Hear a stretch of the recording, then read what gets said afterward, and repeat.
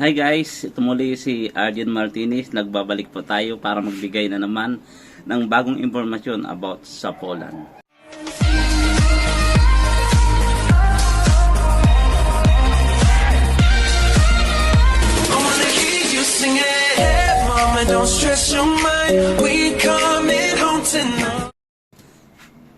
Hi guys, ito muli si Arjen Martinez. Nagbabalik po tayo para magbigay na naman ng bagong impormasyon about sa Poland.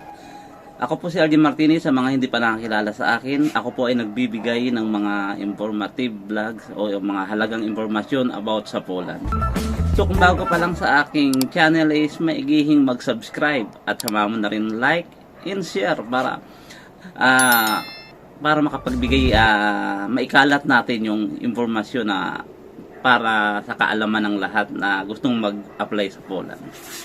So, i-hit mo na rin guys yung notification bell button para lagi kang updated kung may bago akong ilalabas na vlog. So, may nagtanong sa akin guys, ano daw ba yung red stamp? Hindi ko alam kung anong gusto yung na red stamp. So, pwede daw bang mag-travel yun? Siguro ipapakita ko na lang sa inyo. Ito yata yung tinutukoy niya guys. Red stamp sa passport. Yan. Kung yan ang tinutukoy mo sir na red stamp, tinatanong mo kung pwede ka mag-travel pa sa ibang part ng Schengen country. Pwede po, basta hindi pa po expire ang visa mo. So kung may TRC ka na at hindi pa expire, pwede ka pang mag-travel outside ng Schengen country. Pero kung expire na ang visa mo sir, wag mong subukan. Masisira ang buhay mo. Susubukan na mag-travel kasi maka-travel ka pero hindi ka na makakabalik ng Poland. So pwede kang bumalik pero sugal yun sir, sugal. Sinasabi ko sa iyo. May checking na nangyayari na ngayon, lalo na naghihigpit na si Poland, is baka masira yung mga pangarap natin na nandito na tayo sa Europe at bigla tayong mapabalik man lang ng Pilipinas nang walang nangyayari sa buhay natin. At bago pala ako magpatuloy sa ating mga talakayan ngayon, at shout out muna sa aking Gaw, shout out sa'yo, Raymond Martinez, pinsan ko yata ito. Hindi, magkaapelido lang kami, para tingin ko Bisaya rin siyang katulad ko. Shout out sa'yo Gaw. So, ingat ka palagi. At salamat sa pagsuporta sa aking channel. At sa mga bagong subscriber, salamat din. At sa mga dati pa na nandyan pa rin, maraming salamat sa pagtatangkilik ng aking vlog. So ayun na, balik tayo sa topic.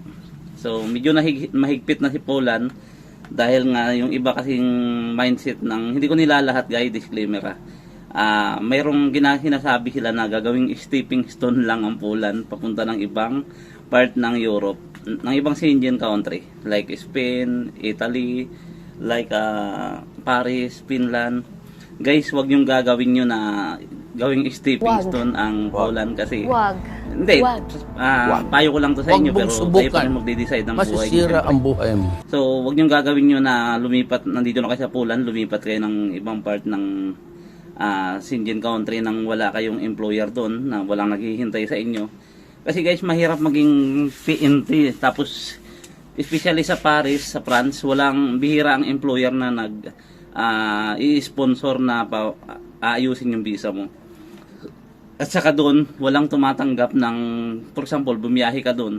Kasi lilinawin ko lang guys, yung visa na Schengen, TRC ng Poland, is valid lang yan pan-travel. Ang travel sa mga karatig bansa niya ng mga Schengen country. So, hindi siya valid magtrabaho doon guys. So, lalo na ngayon, maghihigpit si Poland. So, yung ginagawa kasi ng iba dati guys, for example, pumunta ng France. Pag paubos na yung TRC, babalik, magre-renew. So, nagagawa ng iba yon. Pero ngayon guys, hindi na. Kasi medyo naghigpit si Poland. Pag hinahanapan ka ng PIT 11, pa nag-renew ka ng TRC mo at wala kang mapakita nun, so automatic ta-attack ng deportation yun. Or mahirapan ka mag-renew ng TRC mo. Pwede yun. Pwede yung iba nagpapa-lawyer, pero guys, pag hinigpit na ng immigration, wala nang magagawa yung lawyer mo. So, sayang yung pangarap mong nasa Europe ka na at sasayangin mo lang ba dahil nasilaw ka sa Euro. So, yung iba pumupunta ng Italy, ay ng Spain. Kasi, sa Spain, pag magtagal ka doon, 2 years siguro, pwede ka na mag-apply ng ano, kasi may privilege yung Pilipino doon dahil matagal tayong colonies ng colonies ng mga taga-Espanya. So, pero sa pulang ka naman, huwag ka nang umalis kung tumataas naman ang sahod dito every year eh. So, at saka yung cost of living dito, mababa naman, unlike sa ibang part ng Europe, malaki yung sahod mo doon, malaki rin naman yung gastos mo. Kung iisipin mo guys, yung ginagastos mo doon, euro. So, dito, zloty lang. Pati yung bilihin doon, zloty rin dito. So, mas less yung gastos mo. So, mas malaki yung masisave mong pera. Sa akin ko lang ha, idea ko lang to guys ha. Mas malaki yung save mong pera kumpara sa ibang part ng Schengen country ka. Like, euro ang ginagastos mo. O sige, may 2,000 euro ka. So, magkano yung bahay doon? Balagay mo na 500.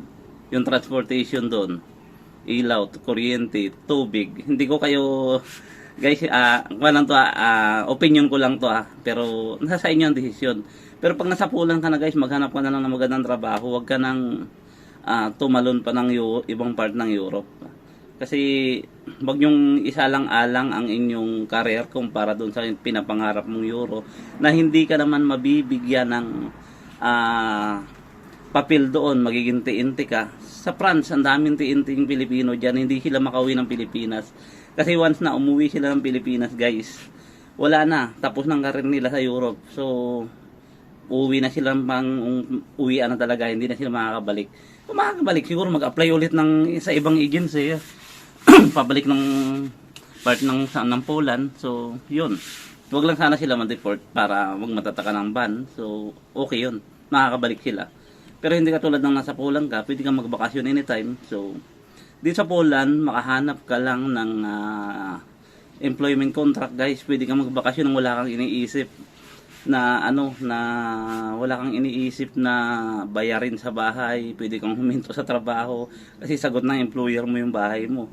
Unlike sa ibang part ng Europe na hindi ka pwede magtigil sa trabaho guys. Ayun ang iniisip mo, may babayaran kang bahay, kuryente. So, pasensya na sa mga nandyan kasi opinion ko lang to guys. So, buhay nyo yan. So, ako payo lang at saka nagbibigay lang ako ng mga informasyon dito about sa Poland. So, sa mga bago pa lang dyan na nangangarap na gawing stepping stone tong Poland, na pag nakarating kayo, itatawid kayo ng ibang part ng Europe, huwag nyo pong gagawin guys. Lalo na naghihigpit na si Poland ngayon, kaya siguro marami na rin refusal at yun nga i-vlog ko na rin na binabawasan talaga nila ng 33% ang mga applicant, kaya marami silang nire-refuse. Salang-sala na guys. Ngayon nga guys, sana naintindihan nyo ng konti at guys, paki-comment nyo na lang kung ano yung pag-usapan natin ulit sa sunod na vlog ko. May nag-comment nga pala about i-content ko raw yung balikbayan box. So, sorry po, hindi ko pa po siya natatry. Plano rin namin magpapadala ng box sa Pilipinas.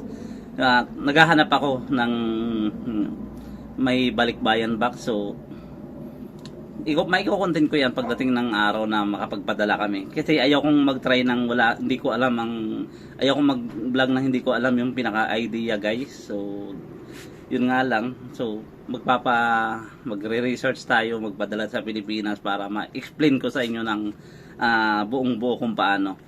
So, may nakabox na kami diyan. Hindi ko lang maghanap lang kami ng cargo kung saan namin pwedeng ipadala.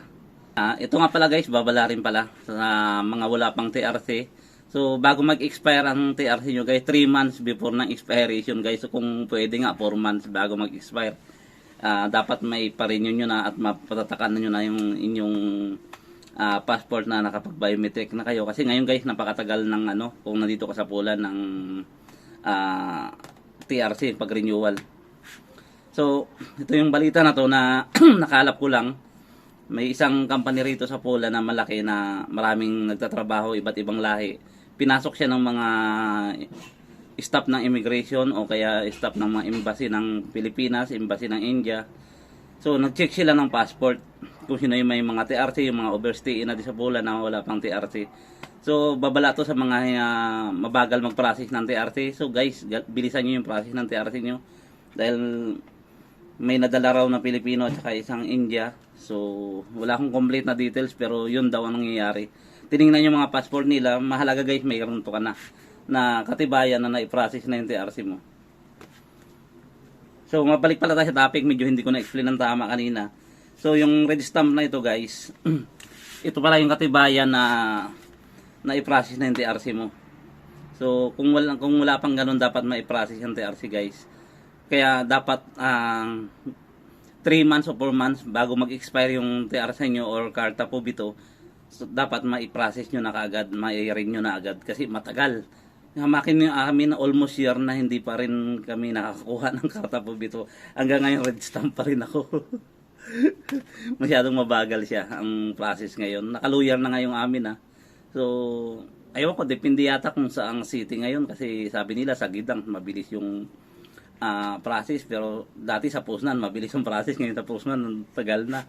So, kaya guys, mahigpit sibulan bago umaksyon, dapat pag-isipan. So, ito nga pala si Arjen Martinez ang nagsasabi ng if you want to be a successful living a simple life.